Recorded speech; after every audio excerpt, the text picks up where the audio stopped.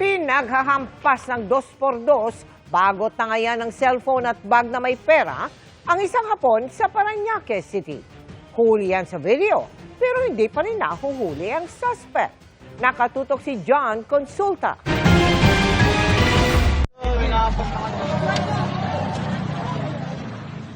Kita sa viral video ito ang paghampas sa ulo ng isang nakasombrerong suspect sa isang nakahandusay na biktima sa Parañaque City nitong Sabado.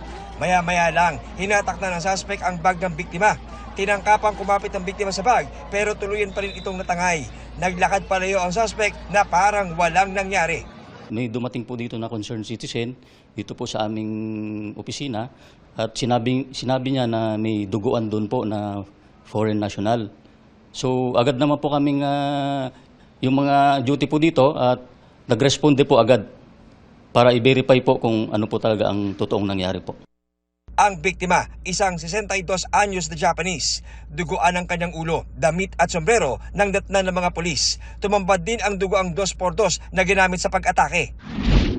Ayon sa PNP, posibleng galing sa bird watching dito sa may bahagi ng Parañaque ang 63 years old na Japanese national nang ito ay atakihin ng isang suspect pasado alas 11 ng umaga ng Sabado. Dito nga po sa Wetland Park ay open po sa public at marami po talagang pumupunta dyan ng mga foreigner na nagbe-bird watching po dito po sa ating La Pacheya. Dahil marami pong mga ibon po dyan na mga endangered species po na mga ibon. Ayon sa PNP, nakuha sa biktima ang cellphone at bag na may lamang 3 lapad at 30,000 pesos kasama ang kanyang passport.